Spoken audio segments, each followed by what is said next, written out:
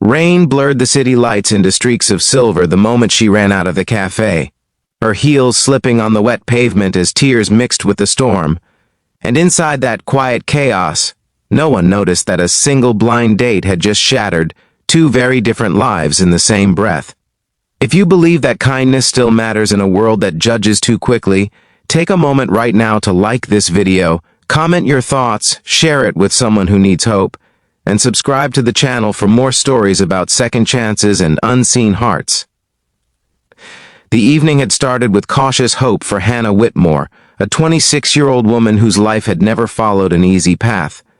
She worked long shifts at a small veterinary clinic on the outskirts of Seattle, Washington, balancing compassion with exhaustion, saving animals while barely managing to save herself from drowning in bills.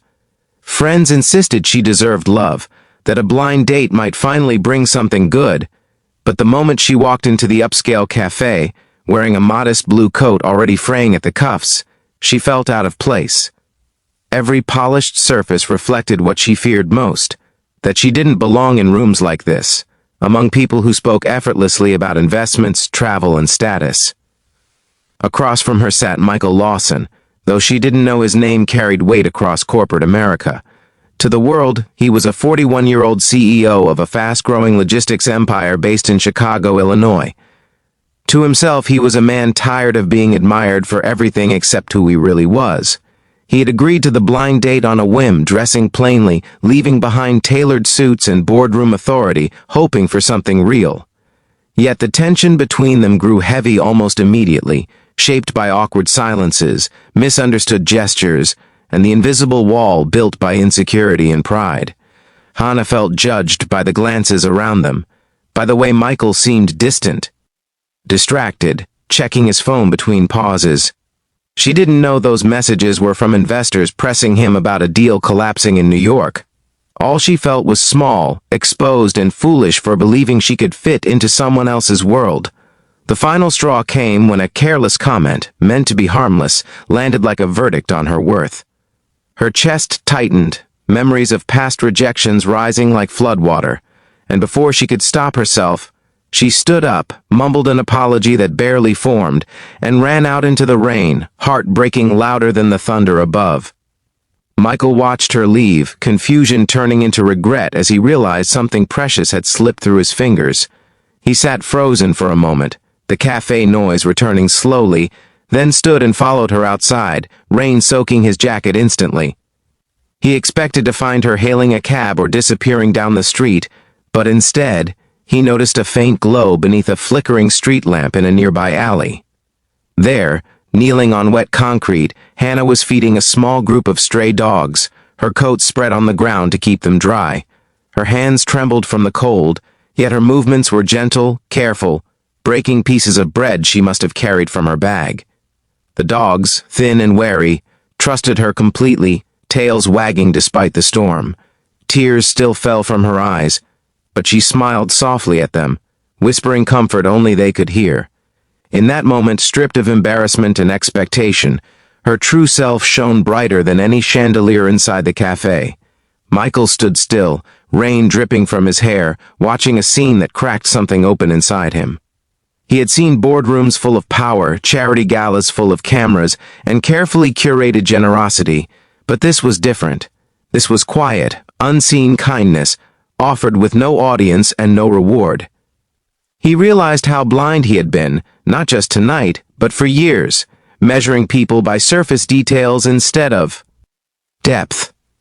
Hannah noticed him eventually, stiffening in embarrassment, but he didn't approach her with explanations or apologies. He simply took off his jacket and held it above the dogs, shielding them from the rain. The silence between them shifted, no longer heavy, but fragile and honest. For the first time that night, Hannah didn't feel judged. She felt seen. The rain slowed, turning into a soft drizzle, and they walked together toward a nearby bus stop, sharing the quiet weight of what had happened without forcing words. Hannah's life had taught her to expect disappointment, to guard her heart fiercely, yet something about Michael's presence felt sincere.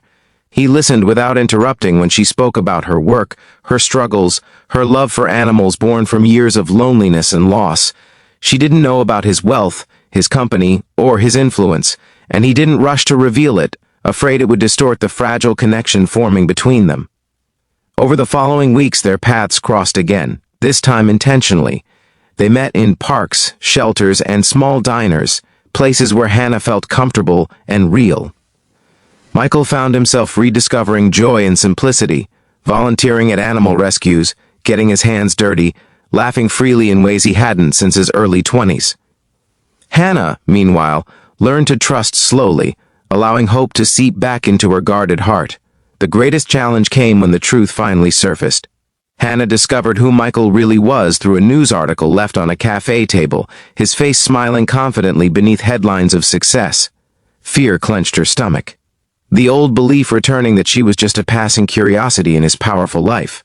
She withdrew, convinced the imbalance between their worlds would crush whatever they had built. Michael didn't chase her with grand gestures or expensive gifts. Instead, he showed up where it mattered most, at the shelter during a stormy evening, helping rebuild damaged kennels with his own hands.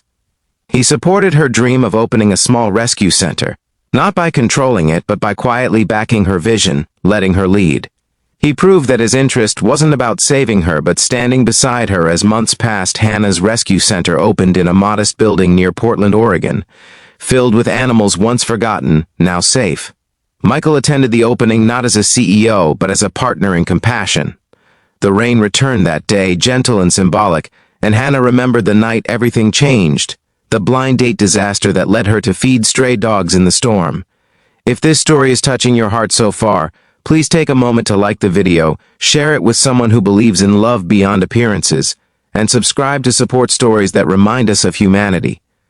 Hannah realized that sometimes running away doesn't mean losing everything. Sometimes it leads you exactly where you're meant to be. Michael learned that true success isn't measured by profit margins, but by the lives you uplift quietly, without applause. Before this story ends, I'd love to hear from you. Please comment below what kindness means to you, or share a moment when compassion changed your life. In the end, under gray skies and soft rain, two broken expectations collided to form something whole. A blind date that seemed like a disaster became the foundation of a love rooted in empathy, humility, and courage. And somewhere in that rain-soaked alley where stray dogs once waited for scraps, a reminder lingered for anyone watching that the most beautiful connections often begin when we stop looking for perfection and start recognizing humanity.